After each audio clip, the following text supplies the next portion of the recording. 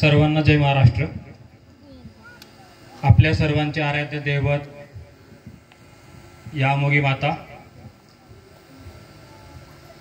समस्त हिंदुस्थानाचे आराध्य दैवत छत्रपती शिवाजी महाराजांना वंदन करतो।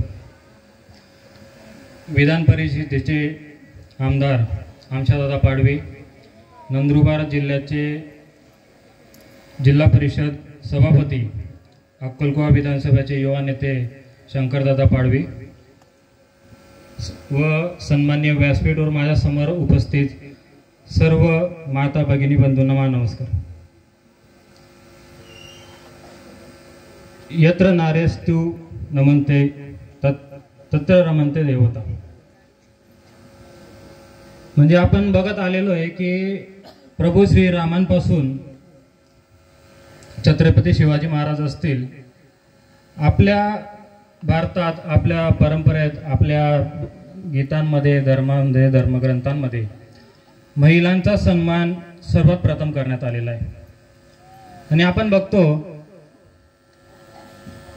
स्वातंत्र्य झाल्यापासून आतापर्यंत महाराष्ट्रातल्या गोरगरीब सामान्य महिलांचा जर सर्वात मोठा सन्मान कोणी केला असेल तर ते महाराष्ट्राचे लाडके मुख्यमंत्री एकनाथरावजी शिंदे साहेब। प्रत्येक कुटुंबात, प्रत्येक घरात, प्रत्येक सामान्य कुटुंबातील प्रत्येक व्यक्ती असो, प्रत्येक घरात एक तरी लाभार्थी। आताच्या इतिहासात महाराष्ट्रात सर्वात मोठी योजना ज्यांनी सुरू केली असे एकनाथरावजी शिंदे साहेब।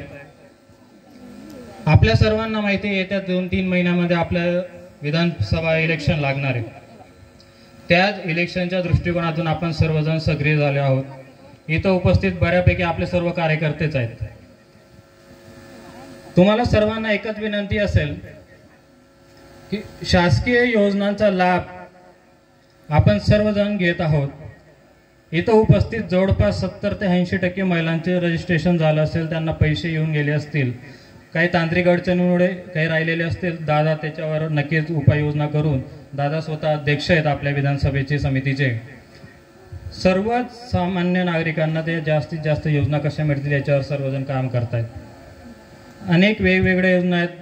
ललित भैया त्यांच्या भाषणात ते योजना सांगतीलच। म्हणजे ग्राउंड लेवलला काम करत असताना असे तोंडपाठ योजना होऊन गेलेल्या आपल्या सर्व कार्यकर्त्यांच्या। गेल्या 2 महिन्यांपासून आपण त्याच सर्व वेगवेगळ्या विषयांमध्ये काम करतोय। महाराष्ट्राचे लाडके मुख्यमंत्री एकनाथरावजी शिंदे साहेब ज्या पद्धतीने दिवस रात्र अहोरात्र, अनेक वेळा मुंबईला गेले असताना रात्री 1ला, 2ला, 3ला पण मीटिंग सुरू होते, तर ते त्यांच्या वैयक्तिक स्वार्थासाठी करत नाहीयेत, तर ते सर्वसामान्य कुटुंबातल्या नागरिकांना विकासाच्या प्रभावामध्ये कसं आणता येईल याच्यासाठी प्रयत्न करतायत। आपलं देखील कर्तव्य, आपण सर्व कार्यकर्ते म्हणून एकत्र आलेलो आहेत। हा आपला शिवदूत मेळावा याच्यासाठीच आहे। आपल्या पक्षाचे विचार, मुख्यमंत्र्यांचे विचार आपल्याला गावोगावी, घरोघरी, प्रत्येक कुटुंबात कसे पोहोचवता येतील याच्यासाठी आपण सर्वांनी प्रयत्न करायचा आहे।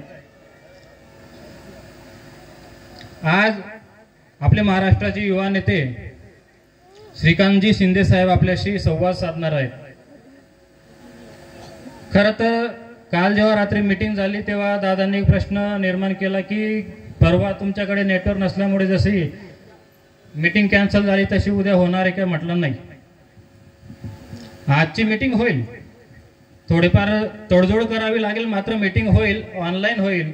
तुम्हाला आमच्या अक्कलकोवा तालुक्यातल्या माता भगिनींशी संवाद साधण्याची संधी आमदार आमशादादा पाडवींच्या माध्यमातून नक्कीच करून देऊ असं मी त्यांना विश्वास दाखवला। पुढच्या काही मिनिटांमध्ये आपल्याशी ते संवाद साधायला येणार आहेत। वक्तेही आहेत, भरपूर आहेत, त्यातल्या त्यात दादांनाही बोलायचंय, दादांनाही आपल्याला ऐकून घ्यायचंय, म्हणून मी इथं थांबतो। सर्वांनी